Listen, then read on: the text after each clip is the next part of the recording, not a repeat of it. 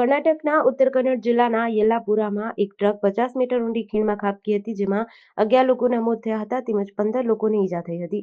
પોલીસે જણાવ્યું કે સાવનૂરથી ફળો અને શાકભાજી લઈને જતી ટ્રકમાં 25થી વધુ લોકો મુસાફરી કરતા હતા. આ ફળો અને શાકભાજી યાલાપુરામાં યોજાયેલા મેળામાં પહોંચવામાં આવી રહ્યા હતા. આ દરમિયાન સવારે 5 વાગ્યે સાવનૂર હુબલી હાઈવે પર અન્ય વાહનને સાઈડ આપવાનો પ્રયાસ કરતી વખતે ટ્રક ડ્રાઈવરે કાબુ ગુમાવ્યો હતો અને ખીણમાં ખાબકી હતી. એસપી એમ નારાયણે જણાવ્યું હતું કે પોલીસને અકસ્માતની જાણ થતાં ઘટના સ્થળે પહોંચી હતી, જેમાં 10 લોકોના મોત થયા છે અને 15 ઘાયલોને સારવાર અર્થે ખસેડાયા છે. ખીણ તરફના રસ્તા પર કોઈ સુરક્ષા દિવાલ નહોતી. પોલીસ અને અધિકારીઓની ટીમ ઘટના સ્થળે પહોંચી ગઈ છે.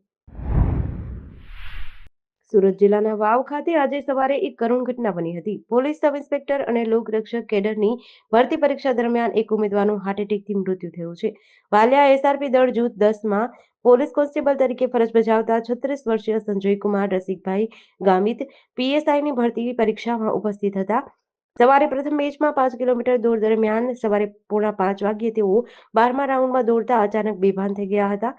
ફરજ પરના ડોક્ટર ચિરાગ કટારિયાએ તાત્કાલિક સીપીઆર, ઓક્સિજન અને દવાની પ્રાથમિક સારવાર આપી, પરંતુ સ્થિતિ ગંભીર જણાતા 108 દ્વારા સવારે 5 વાગ્યે દીનબંધુ હોસ્પિટલ ખોલવડ ખસેડવામાં આવ્યા હતા, જ્યાં ડોક્ટરોએ 5:30 વાગ્યે તેમને મૃત જાહેર કર્યા હતા. તાપી જિલ્લાના વ્યારા તાલુકાના ચીખલવાવ ગામના વતની સંજયકુમારના પરિવારજનોને ઘટનાની જાણ થતાં તાત્કાલિક દોડી આવ્યા હતા. સુરતના ગોડાદરા વિસ્તારમાં ગતરોજ ધોરણ 8માં અભ્યાસ કરતી વિદ્યાર્થીની દ્વારા ઘરે ફાંસો ખાઈ આપઘાત કરી લેતા સમગ્ર વિસ્તારમાં અરેરાટી વ્યાપી હતી. દીકરીના મોતના પગલે પરિવારજનોએ હૈયાફાટ રુદન કરતા શાળાના સંચાલકો દ્વારા ફી ન ભરી હોવાને કારણે વિદ્યાર્થીનીને સજાના ભાગરૂપે વર્ગખંડમાં ન બેસવા દેતા આ પગલું ભર્યું હોવાનું જણાવ્યું હતું. જોકે ગોડાદરા પોલીસ દ્વારા પરિવારના આક્ષેપોને પગલે તપાસ હાથ ધરી હતી, જેમાં મૃતક વિદ્યાર્થીનીના ક્લાસના વિદ્યાર્થીઓની પૂછપરછ કરવામાં આવતા પ્રેમ સંબંધનો એંગલ જણાવ્યો હતો. આ વાતને પરિવાર દ્વારા છુપાવવામાં આવી હોવાનું પણ સામે આવ્યું છે. Godadara police inspector H S. આચાર્યએ જણાવ્યું કે ફીનો મામલો બપોર સુધીમાં પ્રકાશમાં આવ્યો હતો, પરંતુ જ્યારે છોકરીના મિત્રોની પૂછપરછ કરવામાં આવી ત્યારે પ્રેમ સંબંધનો એંગલ પણ સામે આવ્યો હતો. અમેરિકાના રાષ્ટ્રપતિ ડોનાલ્ડ ટ્રમ્પે યુક્રેન યુદ્ધ મુદ્દે રશિયાના રાષ્ટ્રપતિ વ્લાદિમીર પુતિનને ચેતવણી આપી છે. ટ્રમ્પે કહ્યું હતું કે જો પુતિન યુદ્ધ પર વાતચીત કરવા માટે તૈયાર નહીં થાય તો અમેરિકા રશિયા પર પ્રતિબંધો લાદશે. તેમણે કહ્યું તેઓ હંમેશા વાતચીત કરવા અને રૂબરૂ મળવા તૈયાર છે. મીડિયાના સવાલોના જવાબ આપતા ટ્રમ્પે કહ્યું, યુક્રેનમાં ક્યારેય યુદ્ધ થવું જોઈતું નહોતું. સ્થિતિ ભયાનક છે. લાખો લોકો માર્યા ગયા છે. તેમણે કહ્યું, જો અમેરિકા પાસે સક્ષમ રાષ્ટ્રપતિ હોત તો આ યુદ્ધ ક્યારેય ન થાત. જો હું રાષ્ટ્રપતિ હોત તો આવું ન થવા દેત. ટ્રમ્પે દાવો કર્યો કે રશિયાએ તેમના કાર્યકાળ દરમિયાન યુક્રેન પર હુમલો કરવાની હિંમત કરી ન હતી. અમેરિકા તરફથી યુક્રેનને હથિયારોની સપ્લાય પર ટ્રમ્પે કહ્યું તેઓ તેની સમીક્ષા કરી રહ્યા છે. તેઓ આ મુદ્દે યુક્રેનના રાષ્ટ્રપતિ વોલોદિમીર ઝેલેન્સ્કી સાથે વાત કરી રહ્યા છે. હિન્દુ આધ્યાત્મિક અને સેવા સંસ્થાન ગુજરાત દ્વારા આગામી 23 જાન્યુઆરીથી 24 જાન્યુઆરી 2025 દરમિયાન વસ્ત્રાપુર જીએમડીસી ગ્રાઉન્ડ ખાતે હિન્દુ આધ્યાત્મિક અને સેવા મેળાનું આયોજન કરાશે, જેનું ગૃહમંત્રી અમિત શાહ દ્વારા ઉદ્ઘાટન થશે. આ મેળામાં વિભિન્ન સાંસ્કૃતિક, ધાર્મિક અને સર્જનાત્મક વિષયોનું સમન્વય કરવામાં આવ્યો છે. 11 કુંડી સમરસતા યજ્ઞશાળા, 11થી વધુ મુખ્ય મંદિરોનું જીવંત દર્શન, 15થી વધારે મુખ્ય મંદિરોની પ્રતિકૃતિ, કુંભ મેળા દર્શન, ગંગા આરતી, આદિવાસી સંસ્કૃતિ દર્શાવતું વનવાસી ગ્રામ આદિ મેળાના મુખ્ય આકર્ષણ છે. રોજના 2.5 લાખ લોકોને ગંગા સ્નાનની અનુભૂતિ કરાવાશે.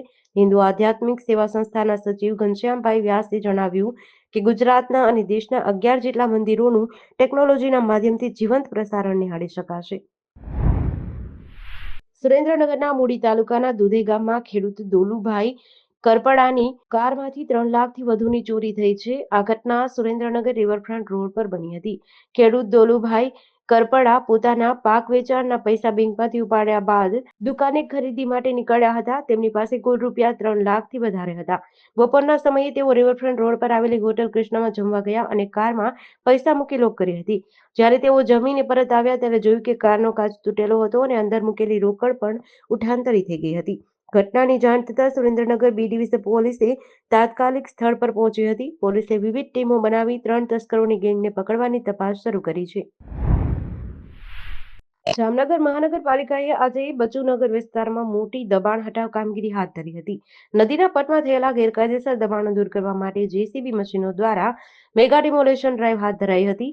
આ કાર્યવાહીમાં અંદાજે 98,000 ચોરસ ફૂટ જેટલી જમીન પરથી દબાણો દૂર કરવામાં આવ્યા છે, જેની બજાર કિંમત ₹17.62 કરોડ આંકવામાં આવી છે. કોઈ પણ અનિચ્છનીય ઘટના ન બને તે માટે જિલ્લા પોલીસ વડા પ્રેમસુખ ડેલુ અને ડીવાયએસપી જયવીરસિંહ ઝાલાની આગેવાની હેઠળ ચુસ્ત પોલીસ બંદોબસ્ત ગોઠવાયો હતો.